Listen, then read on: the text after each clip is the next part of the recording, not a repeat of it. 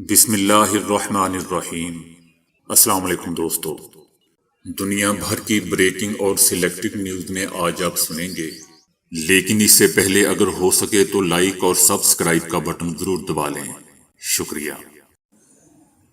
امریکہ کے صدر Joe Biden نے اس عزم کا اظہار کیا ہے کہ روسی صدر پیوٹن کے لیے یوکرائن کے خلاف فوجی کارروائی کو بہت مشکل بنا دیا جائے گا۔ امریکی انٹیلیجنس حکام اس بات پر قائل ہیں کہ روس یوکرائن کے خلاف ممکنہ حملے کی منصوبہ بندی کر رہا ہے جو آئندہ برس کے شروع میں ہو سکتا ہے۔ انٹیلیجنس معلومات میں بتایا گیا ہے کہ روس اپنے 1,75,000 فوجی تعینات کرنے کی منصوبہ بندی کر رہا ہے اور ان میں سے آدھے پہلے ہی یوکرائن کی سرحد کے قریب مختلف مقامات پر تعینات کیے جا چکے ہیں۔ یہ نئی معلومات ایسے وقت میں سامنے آئی ہے جب روس نے امریکہ سے یہ ضمانت مانگی ہے کہ یوکرائن کو نیٹو اتحاد میں شمولیت اختیار نہیں کرنے دی جائے گی۔ صدر جو بائیڈن نے روس کی اشتعال انگیزی کے حوالے سے کہا ہے کہ میرا خیال ہے کہ ہم پیوٹن کے ساتھ تفصیلی بات چیت کرنے جا رہے ہیں، اگرچہ حقیقت میں پیوٹن اس طرح کا کوئی حملہ کرتے ہیں تو اس کے رزلٹ سنگین ہوں گے۔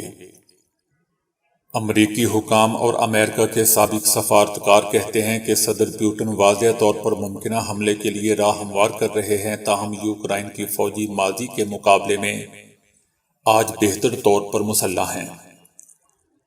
یوکرائن کے وزیر دفاع نے خبردار کیا ہے کہ روس کے ساتھ جنوری میں بڑے پیمانے پر تصادم ہو سکتا ہے۔ مغرب کی جانب سے روس کے خلاف پابندیاں لگانے کی جو دھمکی دی گئی ہے ان سے روسی معیشت کو شدید نقصان پہنچے گا۔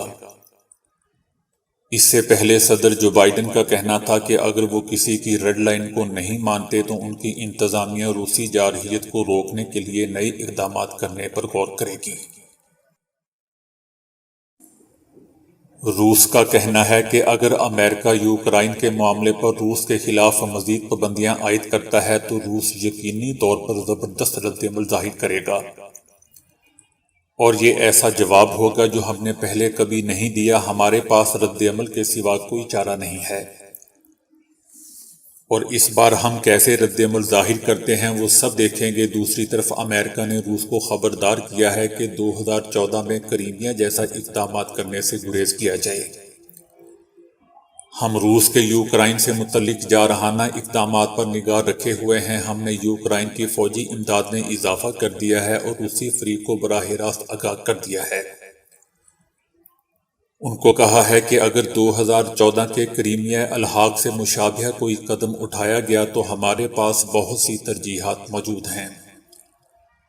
دوستو، صدارتی انتخابات میں مداخلت کے بعد اب امریکہ اور روس کے درمیان تنازع اور کشیدگی کی وجہ یوکرائن بن گیا ہے، جس پر دونوں ممالک کا ایک دوسرے پر الزامات کی بوچھار اور دھمکیوں کا سلسلہ جاری ہے۔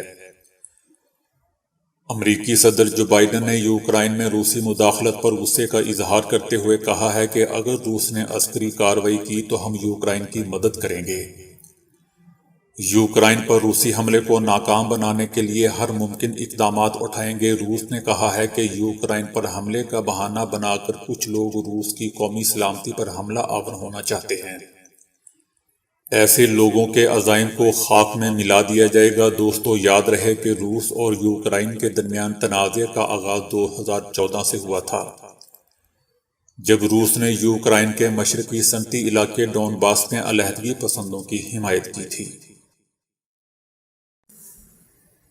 چائنا کے ایک شہری نے ڈاکٹر سے مسلسل سردی لگنے کی شکایت کی، جس پر ڈاکٹر نے اسے ایکس رے کروانے کا کہا، لیکن ایکس رے کی رپورٹ میں یہ دیکھ کر مریض اور ڈاکٹر دونوں ہی حیرت زدہ رہ گئے کہ مریض کا بائیں جانب کا پھیپھڑا مکمل طور پر غائب ہے۔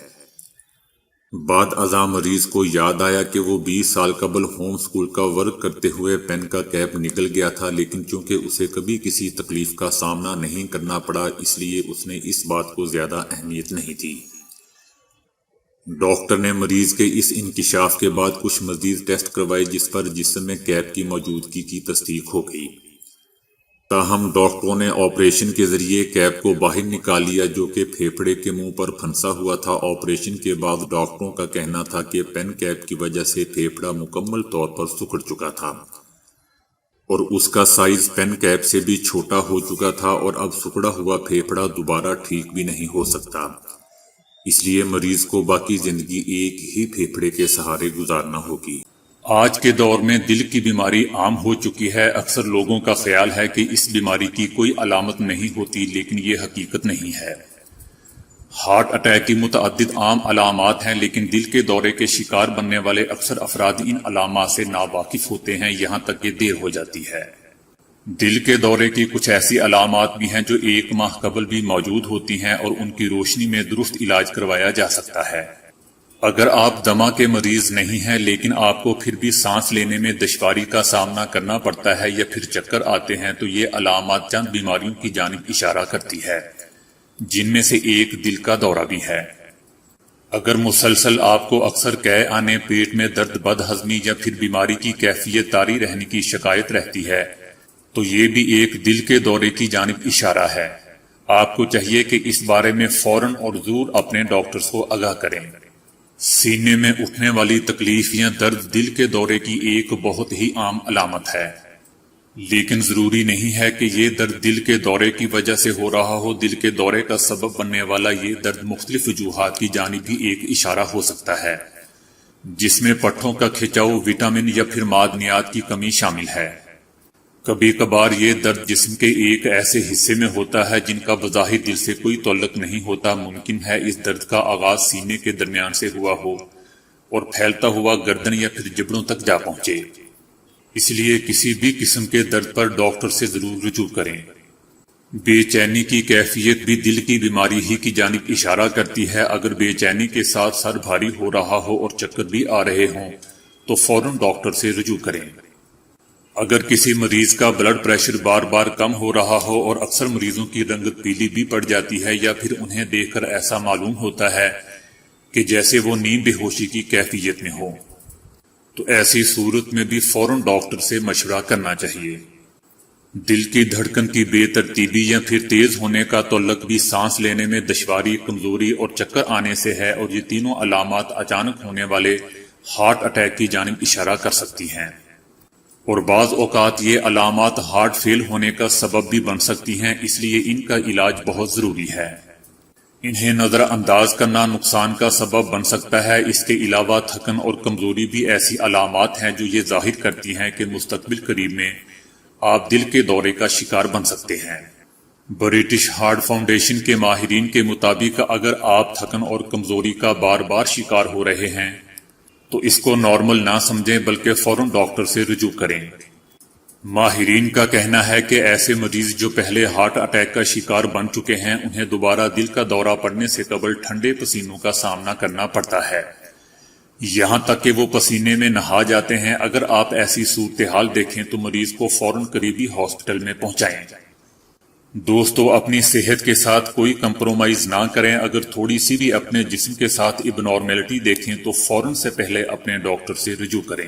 باپ اور بیٹی میں محبت فطری بات ہے، لیکن مصر میں ایک بیٹی کورونا سے انتقال کر جانے والے اپنے والد کی موت کا صدمہ برداشت نہ کر سکی اور وہ بھی اپنی جان کی بازی ہار گئی۔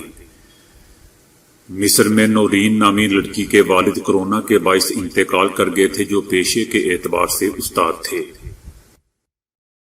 ہمارے گاؤں میں پانی کی اتنی کمی ہے کہ جب لڑکیاں 5-6 سال کی ہوں تو اسی عمر سے وہ پانی بھرنے کے چھوٹے چھوٹے برتن اٹھا لیتی ہیں۔ میں نے خود 8 سال کی عمر میں ہی پانی بھرنا شروع کر دیا تھا۔ یہ انڈیا کی وسطی ریاست مدھیہ پردیش کی 19 سالہ ببیتا کے الفاظ ہیں، جنہوں نے اپنے گاؤں اگروٹھا کی سینکڑوں خواتین کے ساتھ مل کر ایک پہاڑ کاٹ کر پانی کے لیے 107 میٹر لمبا راستہ تیار کیا ہے، جس کے ذریعے پانی تالاب تک آتا ہے اور وہ بھر جاتا ہے۔ ببیتا نے کہا کہ ہمارے گاؤں میں پانی کی اتنی کمی ہے کہ نلکوں پر گھنٹوں کھڑے رہنے کے بعد پانی ملتا ہے، اور بارانی پانی کم ہونے کی وجہ سے کاشتکاری نہیں ہو پاتی۔ بچے ہوں یا بڑے، اکثر انہیں دوا بھری بڑی بڑی گولیاں نگلنے میں بڑی مشکل پیش آتی ہے، اور اسی وجہ سے کئی مریض دوا لینے سے بھاگتے ہیں۔ اب سائنسدانوں نے گولی کے انہی اجزاء کو مختصر کر کے ان کی جسامت نصف کرنے میں کامیابی حاصل کر لی ہے۔ اس طرح اب بڑی دوا کو اختصار کے ساتھ تیار کر کے انہیں کھانے میں آسانی ہو جائے گی۔ ایسی دوا کو ایکٹیو فارماسیوٹیکل انگریڈینٹ API کہا جاتا ہے، جو ہر دوا کا اہم جز ہوتے ہیں۔ اس وقت جتنی بھی دوائیں موجود ہیں ان کی 60% تعداد اسی نوعیت کی ہے، یعنی اس طریقے سے اکثر ادویات سکیڑی جا سکتی ہیں۔ تو دوستو ابھی کے لیے اتنا ہی۔ ویڈیو کو لائک اور شیئر کرنے کا بہت بہت شکریہ۔